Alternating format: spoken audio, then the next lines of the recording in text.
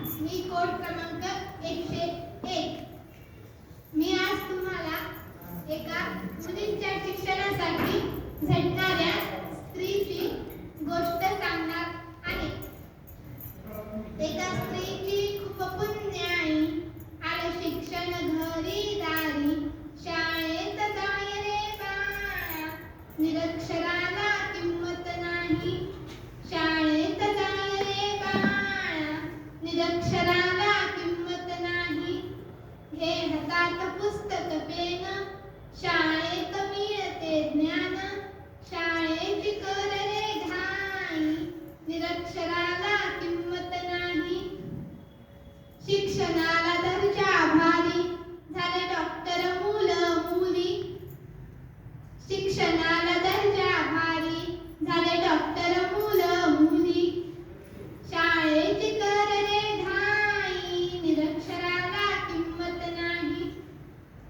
एका लहानशा खेडे गावात खंडोजी नेवसे पाटलांच्या घरी एका मुलीचा जन्म झाला. त्या मुलीचे वडील गावचे सुभेदार होते. काही पण प्रश्न असले की तेथील त्या गावातील लोक त्या मुलीच्या वडिलांकडे येत असत. जर कोणी बायकोला नांदवत नसल तर ते पण प्रश्न त्या बायका त्या मुलीच्या वडिलांकडे घेऊन येत असत. असंच आणि मग त्या मुलीचं नाव पुढं सावित्री असं ठेवण्यात आलं.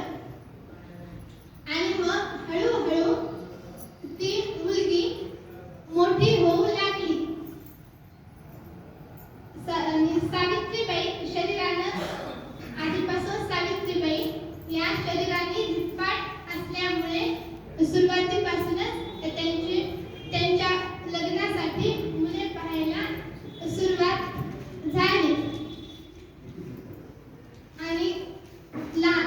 आणि एक दिवस त्या सावित्रीबाई लहान असताना त्यांची आई त्यांना घेऊन बाजारात गेली.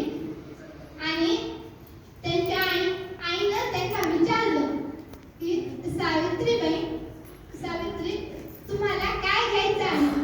त्यावेळी त्या मुलीला जुलपी खूप आवडायची. तर त्यावेळेस ती आईला म्हणाली की आई मला जुलपी घेऊन दे. आणि मग आईनं सावित्रीला जुलपीचा पुडा घेऊन दिला. आणि मग सावित्री अशी रस्त्याने जुलपी खात चालले. तेवढ्या ते गोरे साहेब त्यांच्या समोर आले आणि त्यांना म्हणाले, हे बेटी रस्त्यानं काही पण खायचं नाही. आणि मग त्या मुलीनं जुलपीचा पुडा असा खाली फेकून दिला आणि अशी शहाण्या मुलीसारखी उभी राहिली. तर तेवढ्यात गोरे साहेब म्हणाले, पोर खूप हुशार दिसती, पोर खूप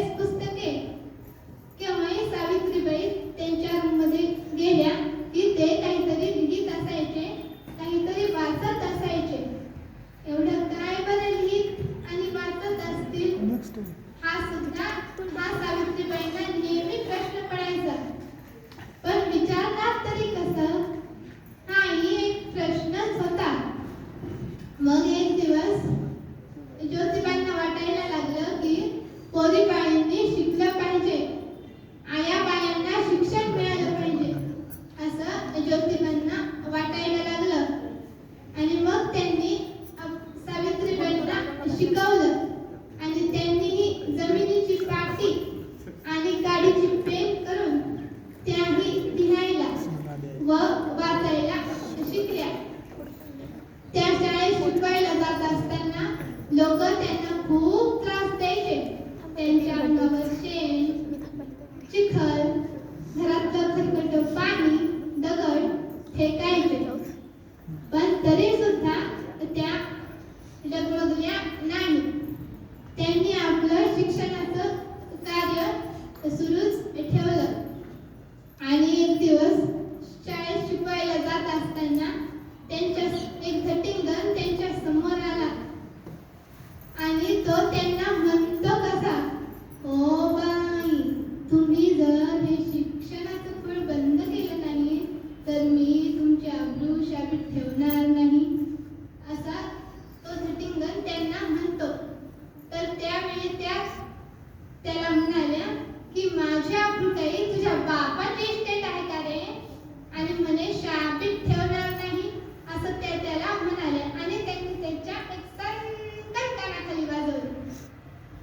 आणि तेव्हापासून कोणाची हिंमत झाली नाही की तुम्ही मुलींना शिक्षण देऊ नका असं म्हणण्याची. आणि त्या वाघीण झाल्या असं त्यांना वाटायला लागलं. आणि मग पुढे पुण्यामध्ये प्लेग या रोगाची साथ आली.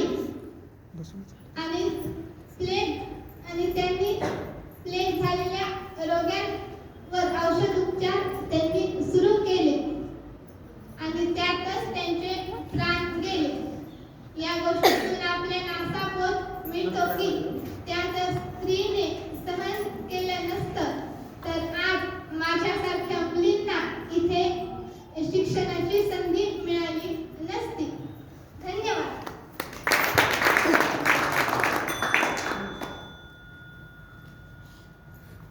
एकशे 9 कोड क्रमांक 109.